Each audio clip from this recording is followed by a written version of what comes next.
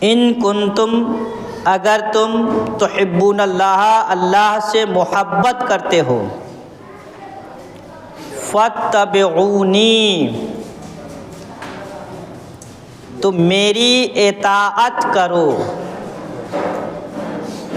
یہ نہیں کہا کہ اے لوگو اگر تم اللہ سے محبت کرتے ہو تو میں اللہ کا رسول ہوں، مجھ سے محبت کرو۔ دیکھیں محبت اور اگلا جو لفظ استعمال کیا فاتبعونی تو میری اتباع کرو، محبت کا لفظ استعمال نہیں کیا۔ قرآن نے جو پہلا لفظ استعمال کیا ہے ان کنتم تحبون اللہ، اگر تم اللہ سے محبت کرتے ہو، تمہارا یہ دعویٰ ہے، تمہارا یہ کہنا ہے کہ ہم اللہ کے ماننے والے ہیں، اللہ سے محبت کرنے والے ہیں، اللہ پہ یقین رکھنے والے ہیں، اللہ پہ ایمان رکھنے والے ہیں، اللہ پہ بھروسہ رکھنے والے ہیں۔ ان کنتم تحبون اللہ، اگر تم اللہ سے محبت کرتے ہو تو اب آگے جو قرآن کہہ رہا ہے یہ نہیں کہہ رہا ہے اس سے محبت کرو، نہیں، لفظ بدل گیا ہے۔ فاتبعونی تو میری پیروی کرو، میری پیروی کرو۔ جب میری پیروی کرو گے تو اس کا نتیجہ کیا نکلے گا؟ یحببکم اللہ، اللہ تمہیں اپنا محبوب بنا لے گا۔ ایک فائدہ ویغفر لکم ذنوبکم، اور تمہارے سارے گناہ مٹا دے گا۔ اب ان چیزوں پہ ہمیں غور کرنا ہے۔ بھائی انسان ہم دنیا میں ہیں، ہم نماز پڑھ رہے ہیں کس لیے؟ کہ ہم اللہ کے محبوب بن جائیں، اللہ کے نیک بندوں میں ہماری گنتی ہو جائے۔ ہم روزہ رکھ رہے ہیں تو کس لیے رکھ رہے ہیں؟ اسی لیے نا کہ اللہ کے محبوب بن جائے، اللہ کے نیک بندوں میں ہماری گنتی ہو جائے۔ ہم زکوٰۃ دے رہے ہیں تو اسی مقصد کے لیے دے رہے ہیں کہ ہم اللہ کے محبوب بن جائیں، اللہ کے نیک بندوں میں ہماری گنتی ہو جائے۔ اور اس کے ساتھ ساتھ ہمیشہ دل میں ایک تمنا یہ رہتی ہے کہ ہم جو کچھ بھی کر رہے ہیں اچھائی، اس کے بدلے میں اللہ ہمارے گناہ مٹا دے، اللہ ہمارے گناہ مٹا دے، ہمیں ہر عیب سے پاک کر دے، ہمیں گناہوں سے پاک کر دے، ہماری زندگی کو اللہ ایسا بنا دے کہ ہم نیکی کرنے والے ہو جائیں، تقوی اختیار کرنے والے ہو جائیں، پرہیزگار بن جائیں، گناہ سے بچنے والے ہو جائیں۔ تو قرآن کا جو پیمانہ ہے اس پیمانے کو سمجھ کر کے اسے اپنی زندگی میں اپلائی کرنے کی، لاگو کرنے کی ضرورت ہے۔ قرآن کا پیمانہ کیا ہے؟ ان کنتم تحبون اللہ، اے لوگو اگر تم اللہ سے محبت کرتے ہو، تمہارا یہ کہنا ہے کہ ہم اللہ سے محبت کرتے ہیں، اللہ پہ ایمان رکھتے ہیں، تمہارا یہ دعویٰ ہے کہ تمہارا یقین اللہ کی ذات پہ ہے اور تم اللہ سے محبت کرنے والوں میں سے ہو، تو اب اگلا جو لفظ ہے قرآن کا وہ یہ نہیں ہے کہ اے رسول آپ یہ کہہ دیں کہ مجھ سے محبت کرو، نہیں، فاتبعونی تو میری پیروی کرو۔ پیروی کسے کہتے ہیں؟ قرآن نے اس کو دوسری جگہ بیان کیا ہے۔ محبت کسی کو ٹوٹ کر کے چاہنا، حد سے زیادہ چاہنا، کسی کو ٹوٹ کر کے چاہنا، حد سے زیادہ چاہنا، حد سے زیادہ دل کا لگاؤ کسی سے جوڑ لینا، یہ محبت ہے۔ پیروی کسے کہتے ہیں؟ فاتبعونی تو میری اتباع کرو، پیروی کسے کہتے ہیں؟ قرآن نے دوسری جگہ اس کو دوسرے لفظوں میں بیان کیا ہے۔ ما آتاکم الرسول فخذوہ وما نہاکم عنہ فانتہوا، پیروی یہ ہے کہ رسول جس کام کو کرنے کے لیے کہہ رہے ہیں اسے ہر حال میں کرو، اور جس کام سے رکنے کے لیے کہہ رہے ہیں اس سے ہر حال میں رک جاؤ، یہ ہے پیروی۔ رسول اللہ صلی اللہ علیہ وسلم نے فرمایا کہ شراب حرام ہے، ایک مومن ہونے کی حیثیت سے ہمارا اس پہ ایمان ہے کہ شراب حرام ہے، رسول اللہ نے منع کیا ہے تو کسی بھی حال میں ہم شراب کو ہاتھ نہیں لگائیں گے۔ اگر ایسا ہم کرتے ہیں تو یہ ہے پیروی، اور اگر ایسا نہیں کرتے ہیں تو صرف دعویٰ ہے، پیروی نہیں ہے، صرف دعویٰ ہے، پیروی نہیں ہے۔ تو پیروی کا اصول قرآن نے دیا ہے کہ پیروی کسے کہیں گے؟ ما آتاکم الرسول فخذوہ، رسول اللہ صلی اللہ علیہ وآلہ وسلم نے جن جن کاموں کے کرنے کے لیے کہا ہے اسے آپ کریے، یہ ہے پیروی۔ وَمَا نَهَاكُمْ عَنْهُ فَانْتَهُوا، اور رسول اللہ صلی اللہ علیہ وآلہ وسلم جن جن کاموں کے کرنے سے روک دیا ہے، منع کر دیا ہے، اس سے اپنے آپ کو روک لیجئے، یہ ہے پیروی۔ اب پھر پہلی آیت پر پلٹ کے آ جائیے۔ پہلی آیت کیا ہے؟ ان کنتم تحبون اللہ، اگر تمہارا یہ دعویٰ ہے کہ تم اللہ پہ ایمان رکھتے ہو، تمہارا یہ دعویٰ ہے کہ تم اللہ سے محبت کرتے ہو، تمہارا یہ کہنا ہے کہ ہم اللہ کے ماننے والے ہیں، تو اس کی نشانی کیا ہوگی؟ ہر چیز کی ایک نشانی ہوتی ہے، ہر چیز کی ایک نشانی ہوتی ہے۔ تو اگر تم یہ کہتے ہو کہ ہم اللہ پہ ایمان رکھنے والے ہیں، اللہ سے محبت کرنے والے ہیں، ہمارا تعلق اللہ کے ماننے سے ہے، تو اس کی نشانی کیا ہے؟ فَاتَّبِعُونِی، تو میری پیروی کرو۔ پیروی کیا ہے؟ رسول اللہ نے جو کرنے کے لیے کہا ہے اسے کیجئے، رسول اللہ نے جس سے منع کر دیا اس سے رک جائیے۔ اچھا، رسول کریم صلی اللہ علیہ وآلہ وسلم کی ایک عادت کریمہ تھی، رسول اللہ صلی اللہ علیہ وسلم کی ایک عادت تھی۔ عادت کیا تھی؟ رسول اللہ لوگوں کو ایسے کام کا کبھی حکم نہیں دیتے تھے جو کام خود نہیں کرتے تھے۔ رسول اللہ کسی کو جب آرڈر دیتے تھے کہ یہ کام کرنا ہے تو پہلے خود کرتے تھے، اور کسی کام سے منع کرتے تھے کہ یہ نہیں کرنا ہے تو پہلے خود اس سے بچتے تھے۔ اسی کو قرآن نے دوسری جگہ کہا ہے ایسے لوگوں کے لیے جو کہتے تو کچھ اور ہے لیکن ویسا کرتے نہیں ہیں، تو قرآن نے ایسے لوگوں کے لیے کہا ہے لما تقولون ما لا تفعلون، تم ایسی بات لوگوں سے کیوں کہتے ہو جس پہ خود تم عمل نہیں کرتے؟ تو رسول اللہ اس عمل سے پاک تھے۔ رسول اللہ صلی اللہ علیہ وسلم کی زندگی وہ تھی کہ جو کہتے تھے کرنے کے لیے خود کرتے تھے، اور جس سے لوگوں کو روکتے تھے رسول کریم صلی اللہ علیہ وآلہ وسلم خود اس سے بچتے تھے۔ رسول کریم صلی اللہ علیہ وآلہ وسلم کی زندگی میں آپ دیکھیں کہ حضور اکرم صلی اللہ علیہ وآلہ وسلم کا اپنا معاملہ دین کے بارے میں کیا تھا، اللہ سے محبت کرنے کا انداز کیا تھا، اللہ کے دین پہ عمل کرنے کا انداز کیا تھا۔ چونکہ ہمارے پاس جو کچھ بھی سرمایہ ہے دین کے نام پہ وہ رسول اللہ صلی اللہ علیہ وسلم کا دیا ہوا ہے۔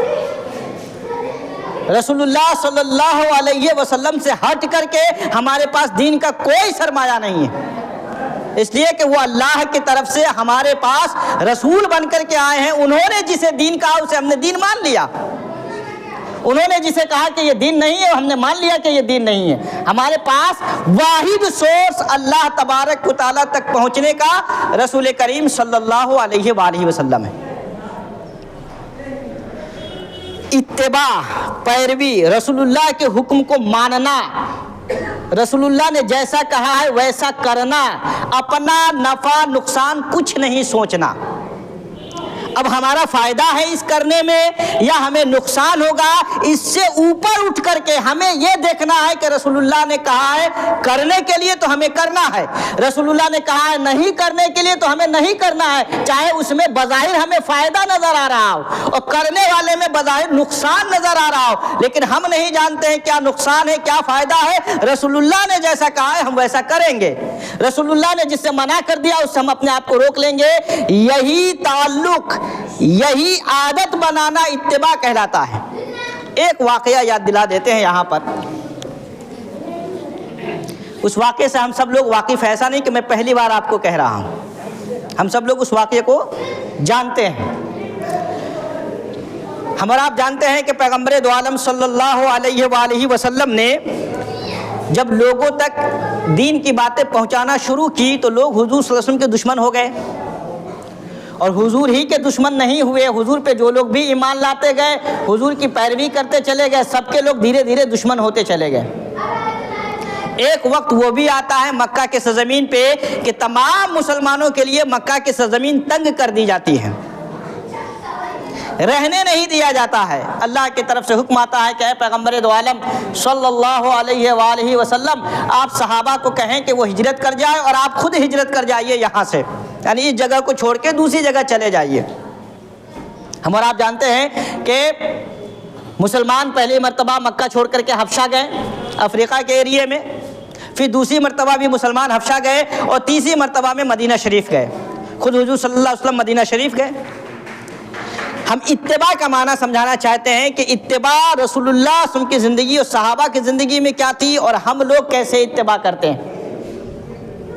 چونکہ سدھارنا تو ہمیں اپنے آپ کو ہے، اصلاح تو ہمیں اپنی کرنی ہے، اصلاح تو ہمیں اپنی کرنی ہے۔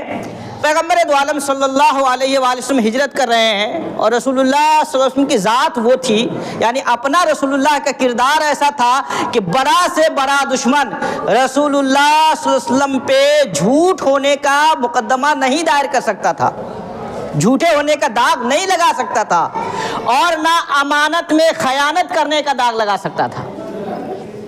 اس دو داغ کو ہزار دشمنی کے بعد نہیں لگا سکتے تھے، کیونکہ یہ چیزیں رسول اللہ کی زندگی میں تھی ہی نہیں۔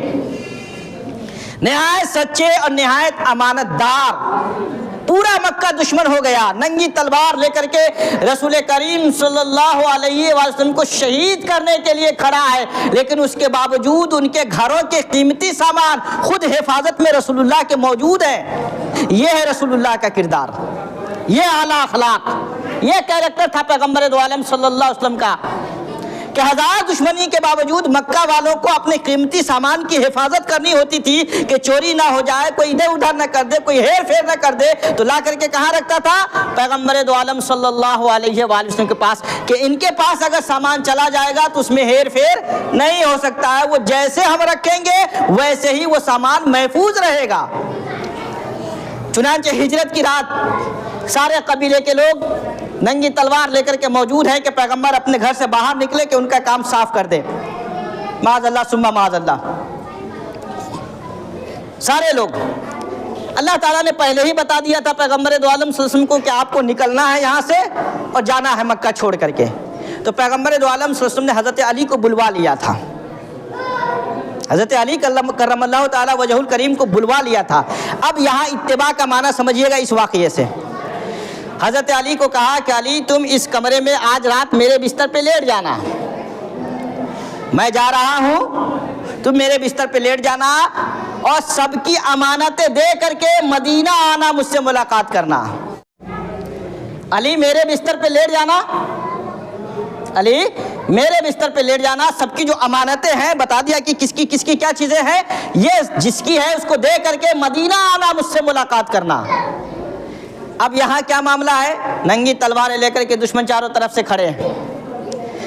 حضرت علی نے اپنے دل میں ایک مرتبہ بھی سوچا کہ یہ تلواریں لے کر کے کھڑے ہیں، رسول اللہ چلے جائیں گے اور لوگ اگر ان کے تلاش میں آئیں گے تو لوگ مجھے مار دیں گے، میری جان چلی جائے گی، میرا نقصان ہو جائے گا۔ یہاں پہ ہے کہ رسول جو تمہیں کہیں کرنے کے لیے وہ کرو، اپنا نفع نقصان نہ دیکھو۔ علی نے رسول اللہ کی بات کی پیروی کیسے کی کہ ہزار دشمن کے باوجود ایک خدشہ ہوتا ہے نا، ایک ڈر ہوتا ہے، ایک خوف ہوتا ہے، اس سائے میں بھی رسول اللہ کی بات مان کر کے ایک بار بھی سوال نہیں کیا، یا رسول اللہ یہ دشمن تو تلوار لے کے کھڑے ہیں، ہمارا تو نقصان ہو جائے گا، ہمیں تکلیف پہنچے گی، ہمیں دقت پہنچے گی، آپ کو نہیں پائیں گے تو یہ لوگ ہمیں مار دیں گے، ہم آپ کے بستر پہ نہیں سوئیں گے، یہ تو کانٹوں بھرا بستر ہے۔ نہیں، رسول اللہ نے جو کہا اس کو چپ چاپ مان لیا بغیر نفع نقصان سوچے ہوئے، یہ ہے پیروی۔ تو اب کیا کہہ رہا اللہ؟ ان کنتم تحبون اللہ، اے لوگو اگر تم اللہ سے محبت کرتے ہو، تمہارا دعویٰ ہے کہ ہم اللہ سے محبت کرتے، فاتبعونی، تو میری پیروی کرو، جیسا میں کر رہا ہوں ویسا کرو، جیسا کہہ رہا ہوں ویسا کرو۔ اگر ایسا کرو گے یحببکم اللہ، تب جا کر کے اللہ تمہیں اپنا محبوب بنائے گا، ویغفر لکم ذنوبکم، اور تمہارے گناہوں کو مٹائے گا۔ تب جا کر کے اللہ تمہیں اپنا محبوب بنائے گا اور تب جا کر کے تمہارے گناہوں کو مٹائے گا۔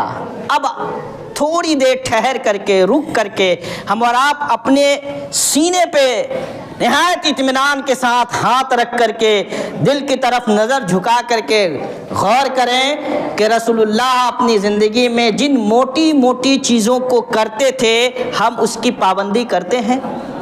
اسلام لانے کے بعد ہم نے کلمہ پڑھ لیا، آپ نے کلمہ پڑھ لیا، مسلمان ہو گئے۔ جو شخص بھی لا الہ الا اللہ محمد رسول اللہ پڑھ لیتا ہے وہ مسلمان ہو جاتا ہے۔ مسلمان ہو جانے کے بعد یعنی ایمان لانے کے بعد اسلام میں سب سے پہلی ذمہ داری جو ہوتی ہے کہ اگر آپ عاقل ہیں، بالغ ہیں، مرد ہو یا عورت، عاقل ہیں، بالغ ہے، پہلی ذمہ داری ہوتی ہے 5 وقت نماز پڑھنا۔ اسلام آپ پہ پہلا حکم جو نافذ کرتا ہے، پہلا حکم جب آپ کہہ لیتے ہیں لا الہ الا اللہ محمد رسول اللہ، میں گواہی دیتا ہوں کہ اللہ کے علاوہ کوئی معبود نہیں، اور میں اس بات کی گواہی دیتا ہوں کہ حضرت محمد صلی اللہ علیہ وسلم اللہ کے بندے رسول ہیں، اس کو جب آپ مان لیتے ہیں دل سے، اس کے بعد اسلام سب سے پہلا کام آپ کے لیے اوپر جو نافذ کرتا ہے وہ ہے دن بھر میں 5 وقت نماز پڑھنا۔ اور رسول اللہ نے پوری زندگی پڑھی، صحابہ نے پوری زندگی پڑھی، اور یہی دین کی بنیاد میں سے ہے۔ اللہ کے نبی کی حدیث ہے، بخاری میں، مسلم میں، صحیح ستہ میں، دوسری تمام حدیث کی کتابوں میں ہے کہ اسلام کی بنیاد 5 چیزوں میں ہے، جس سے پہلی کیا ہے؟ جڑ جسے کہہ سکتے ہیں آپ، جو نظر نہیں آتی ہے، وہ ہے ایمان، اور جو دکھائی دینے والی سب سے مضبوط چیز ہے وہ 5 وقت نماز۔ ہم اور آپ ٹھنڈے دل سے ٹٹولے کہ ہم تو سب کے سب ایسے بیٹھے ہیں یہاں پہ جو اللہ سے محبت کا دعویٰ کرتے ہیں، سب ایمان رکھتے ہیں اللہ کی ذات پہ، لیکن رسول اللہ کی پیروی کی جب بات آتی ہے، جسے اللہ نے کہا کہ اللہ محبوب بنائے گا اس بنیاد پر، وہ ہے رسول اللہ کی پیروی، رسول اللہ کی اطاعت، جیسا رسول نے کیا ویسا آپ کریے۔ رسول اللہ کی زندگی میں جو اسلام کی بنیاد ہے، جو مضبوط ترین بنیاد ہے، وہ ہے دن بھر میں 5 وقت نماز پڑھنا۔ ہم ٹٹولے کہ ہماری زندگی میں یہ ہے،